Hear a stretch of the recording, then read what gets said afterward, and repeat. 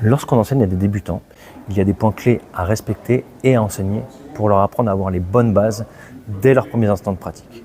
Les 3 points clés que moi je donne lorsque j'ai quelqu'un qui arrive pour la première fois sur une de mes leçons, sur un de mes cours, ça va être d'avoir le point de repère toujours fixe devant soi en hauteur.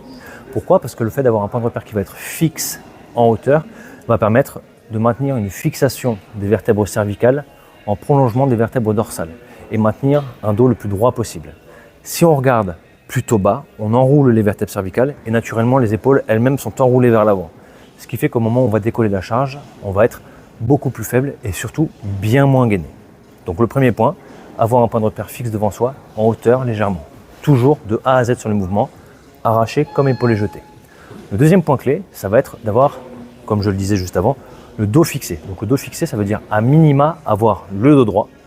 Et pour les personnes qui sont laxes au niveau dorsal, être fixé de manière un petit peu plus prononcée, on va dire cambré, mais il ne doit y avoir aucune douleur. Donc pour les personnes qui sont mobiles, on va plutôt avoir tendance à avoir le dos ultra fixé, plutôt que simplement droit. En aucun cas, le dos ne doit être arrondi sur une posture de départ, puisque vous mettez en danger votre intégrité physique. Et le dernier point, ça va être d'avoir les bras relâchés. Du décollement de la barre jusqu'aux hanches pour l'arracher, et jusqu'à 3/4 cuisse pour l'épauler, la prise de main étant plus serrée. Si vous êtes crispé sur vos décollages, vous allez ralentir la charge alors que l'haltéro est un mouvement de vitesse. Plus vous allez monter en charge, plus la barre aura tendance à être lente, mais plus vous êtes relâché et plus vous aurez de la facilité à mettre de la vitesse. Donc je récapitule, pour être efficient sur les premiers instants de votre haltérophilie, ça va être de l'enseigner en indiquant à la personne de garder un point de repère fixe devant elle en hauteur, avoir ensuite le dos fixé à minima et avoir les bras relâchés. Et comme une image vaut 1000 mots, je vais vous montrer quelle est la position de départ qu'on doit avoir, notamment au niveau du dos, sur un départ à l'arraché et à l'épaulé. Donc visuellement, connaissant déjà mon espacement au niveau des mains, je peux venir prendre ma barre et faire mon grip. Et ma position de départ, elle va être comme ceci. Je vais venir longer la cuisse en fixant bien mon dos. Je colle mes omoplates derrière, je relâche mes bras.